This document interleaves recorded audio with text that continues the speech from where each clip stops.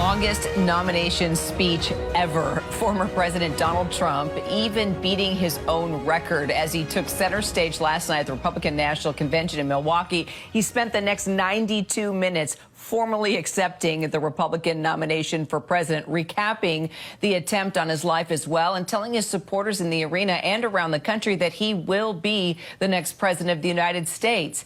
He told reporters that he actually scrapped his initial speech and rewrote it. The theme, he said, more about unity. In an age when our politics too often divide us, now is the time to remember that we are all fellow citizens. We are one nation under God, indivisible, with liberty and justice for all. And that's where it started, but it wasn't long before Trump acted like, well, Trump. The Republican platform promises to launch the largest deportation operation in the history of our country. We will not have men playing in women's sports. That will end immediately. Under the current administration, we are indeed a nation in decline. We have an inflation crisis that is making life unaffordable. With proper leadership, every disaster we are now enduring will be fixed, and it will be fixed very, very quickly. The hour-and-a-half speech focusing on immigration, the border, and national security as well. Jay O'Brien is still there in Milwaukee. He joins me now. Jay, you were in the room as Trump delivered the longest televised nomination speech in American history. I watched it right there along with you. And just when you thought he was sticking to the teleprompter, well, we saw what happened.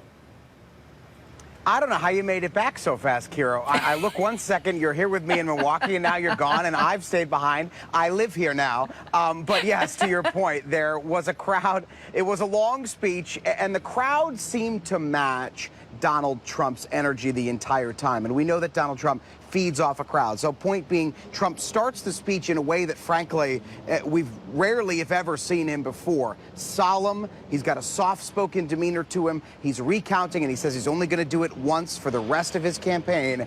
Those brutal events of that attack on his rally in Butler, Pennsylvania, just about a week ago. And the crowd is really watching on the edges of their seats. There is silence in the room. You can hear a pin drop. Trump is clearly emotional.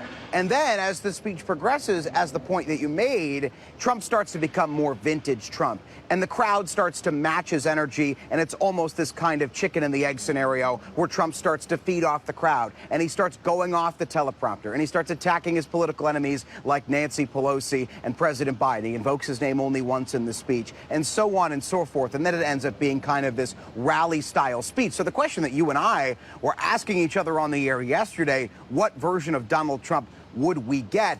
We really got both. We got Donald Trump solemn and somber, and then he progressed into the Donald Trump that we already know. You know, one of the moments, Jay, that stood out to me at the beginning, and this is where I thought it really was going to take a different tone, was when he did start out talking about unity, and then firefighter Corey Comparatori, the firefighter that died, hovering over his family at that rally, his firefighter uniform and helmet were up on the stage, and Trump walked over to it, recognized it, kissed the helmet. What did you think about that?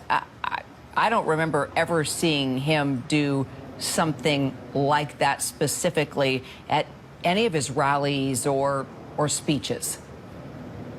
It was an emotional moment. It reminded me a little bit of that time at CPAC during the 2016 campaign where he hugged the American flag. That was done a little bit more in jest to ramp up the crowd in 2016 at CPAC. So when he walks over to the fireman's jacket, I'm in the crowd saying, is he going to hug the jacket? What's he going to do? And instead, he just stops and he just leans in and he kisses the firefighter's helmet. And then, of course, the crowd erupted in this display of emotion. There was one more emotional moment where Donald Trump takes a beat and he says to himself, I'm not supposed to be here. And he's talking about the fact that that bullet missed him in a more critical way by inches, if not millimeters. And the crowd starts to chant back, yes, you are. Yes, you are. We've talked to delegates who believe that, in their view, there was divine intervention that caused Trump to move his head so that bullet didn't injure him. There were delegates who have said that they were not fans of Donald Trump in the past who have come to believe that. But then again, Kira, it progresses from that very emotional moment again to a very political moment, and Trump goes on offense. Jay O'Brien, don't worry, you'll get home soon. Beautiful day, though, in Milwaukee, right there on the riverfront. I love it. You can go get some cheese curds and maybe, head over to Usinger's. I'll see you there very we go. soon. Please bring home a goodie bag. Great to see you, Jay.